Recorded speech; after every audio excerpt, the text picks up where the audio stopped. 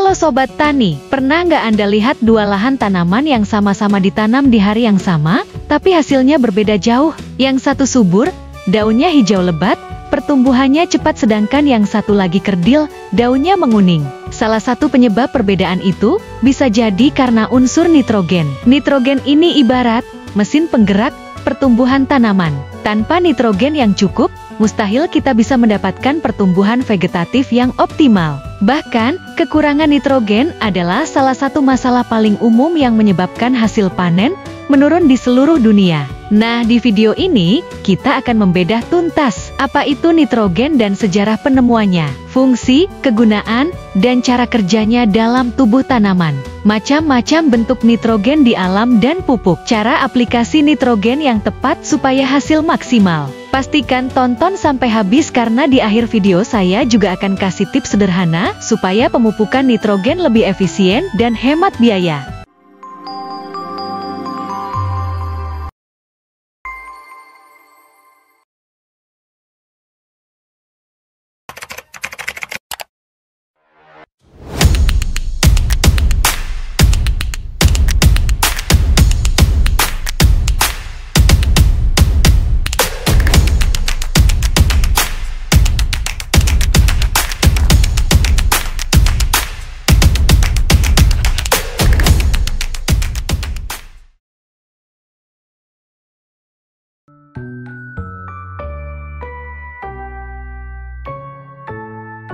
Nitrogen adalah unsur kimia dengan simbol N dan nomor atom 7. Di atmosfer bumi, nitrogen adalah gas yang sangat melimpah. Bahkan 78% udara yang kita hirup adalah nitrogen. Namun, nitrogen di udara berbentuk N, yaitu dua atom nitrogen yang terikat sangat kuat. Bentuk ini tidak bisa langsung diserap tanaman. Tanaman hanya bisa menyerap nitrogen dalam bentuk senyawa larut air seperti nitrat atau amonium. Bagaimana nitrogen berubah dari gas menjadi bentuk yang bisa dipakai tanaman?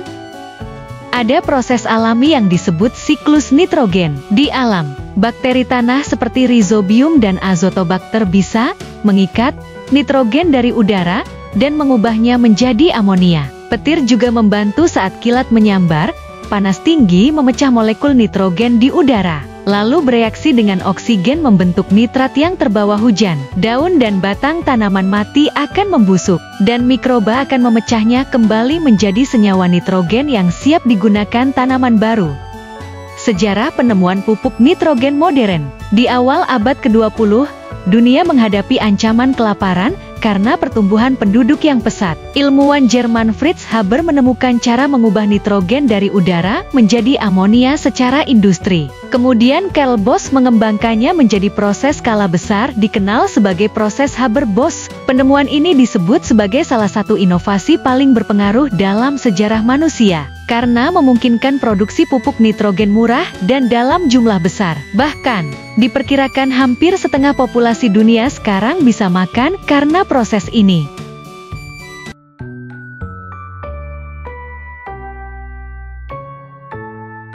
Nitrogen punya peran vital di hampir semua proses kehidupan tanaman. Mari kita bahas satu persatu. 1. Pembentuk klorofil. Klorofil adalah pigmen hijau di daun yang berperan menangkap energi cahaya matahari. Tanpa klorofil yang cukup, fotosintesis akan terganggu, sehingga energi untuk pertumbuhan berkurang drastis. Nitrogen adalah bahan baku utama klorofil. 2. Pembentukan asam amino dan protein. Protein adalah komponen pembangun sel dan jaringan tanaman. Semua protein dibentuk dari asam amino, dan nitrogen adalah unsur inti dalam asam amino. Kalau tanaman kekurangan nitrogen, pembentukan protein terhambat. Hasilnya, pertumbuhan jadi lambat dan ukuran tanaman kecil. 3. Mendukung pertumbuhan vegetatif. Nitrogen mendorong pembentukan daun, batang, dan tunas baru. Tanaman yang cukup nitrogen akan memiliki daun lebar, batang kokoh, dan akar yang cukup kuat untuk menyerap nutrisi lain. 4. Meningkatkan kadar nutrisi hasil panen. Pada tanaman pangan seperti padi dan jagung, nitrogen berperan meningkatkan kadar protein biji. Pada sayuran daun seperti sawi atau bayam, nitrogen membuat daun lebih hijau, lembut, dan berat panen meningkat. Bagaimana nitrogen bekerja di dalam tanaman? Nitrogen diserap oleh akar dalam bentuk nitrat atau amonium. Senyawa ini diangkut melalui pembuluh silem ke daun. Di daun, nitrogen masuk ke proses sintesis klorofil dan protein. Nitrogen juga menjadi bagian dari DNA dan RNA yang mengatur semua proses pertumbuhan dan pembelahan sel. Dampak kekurangan nitrogen: daun bagian bawah menguning, gejala klorosis, pertumbuhan terhambat, produksi bunga dan buah berkurang, ukuran hasil panen lebih kecil.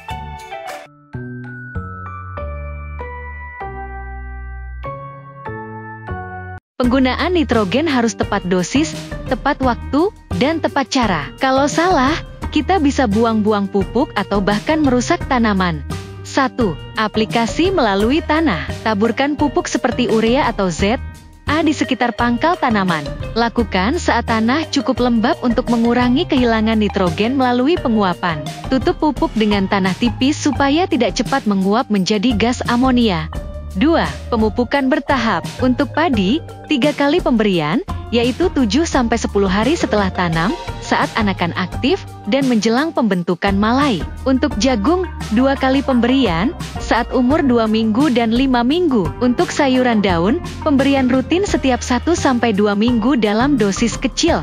3. Aplikasi melalui daun, foliar spray. Gunakan pupuk nitrogen cair yang dilarutkan sesuai dosis anjuran. Penyemprotan dilakukan pagi atau sore hari agar penyerapan optimal. Cocok untuk mengatasi gejala kekurangan nitrogen dengan cepat. 4. Melalui irigasi, vertigasi. Cocok untuk tanaman hortikultura modern seperti melon, cabai, atau tomat. Nitrogen dilarutkan dalam air irigasi, sehingga terserap bersamaan saat penyiraman. Tips menghemat nitrogen: gunakan pupuk berlapis, kod urea, atau bentuk slow release untuk mengurangi kehilangan. Kombinasikan dengan pupuk organik untuk memperbaiki struktur tanah. Gunakan tanaman penutup tanah atau legum yang bisa mengikat nitrogen alami.